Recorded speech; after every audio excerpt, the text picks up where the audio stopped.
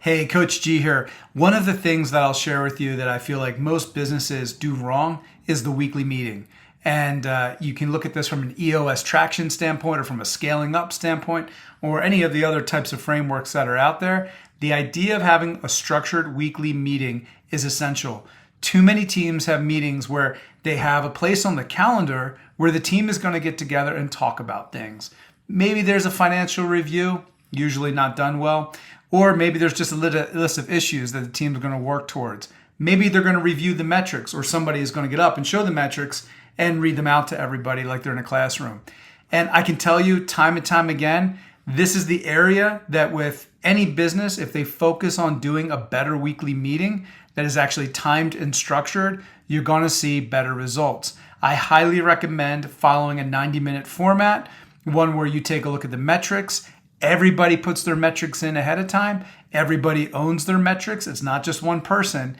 And by metrics, I'm talking about 10, maybe 15 at the very, very most on a weekly basis that you want to look at metrics that change that you can impact on a weekly basis. The next part, we get into headlines. What is the good news that we're hearing out there from our customers, from our employees? Also, what's some of the bad news? What are some of the things we're hearing that we need to actually address? And then we go through and say, what are the to-dos that we said we're going to get done last week for this team, and did we get them done? We're not talking about your entire to-do list. Nobody wants to see that, and nobody really cares about that. These are usually one or two things that you said last week that you'd get done so the team knows that you're going to be getting them done for everybody else. And then the next piece is really the issues list, going through and talking about all of the issues. Now, if a team starts doing this week after week, what I typically find is that the issues build up, right? We'll get 20 or 30 issues, and then people will say, well, how do we prioritize that? How do we look at the issue list and prioritize it? Well, for one, I recommend taking every single issue that you write down or that you document as a team and rephrasing it as a question, right? Don't just say sales are down. That's not going to work.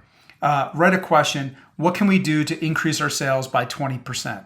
Okay, now we have something that's framing that question that we can actually work towards.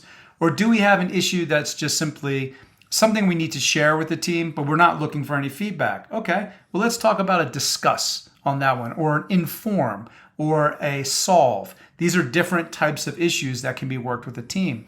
But then there's the prioritization of it. And whoever's running the meeting, what I suggest to them is ask a focusing question. So when I'm looking at my list of 20 or 30 things that we're going to work on, what's the focusing mechanism? So how would we rank all of these issues if we're trying to figure out which issue is going to produce the greatest impact on the business this week? Because I'm at a weekly meeting. And now we can all look at that and say, oh, it's definitely issues 1, 2, and 5.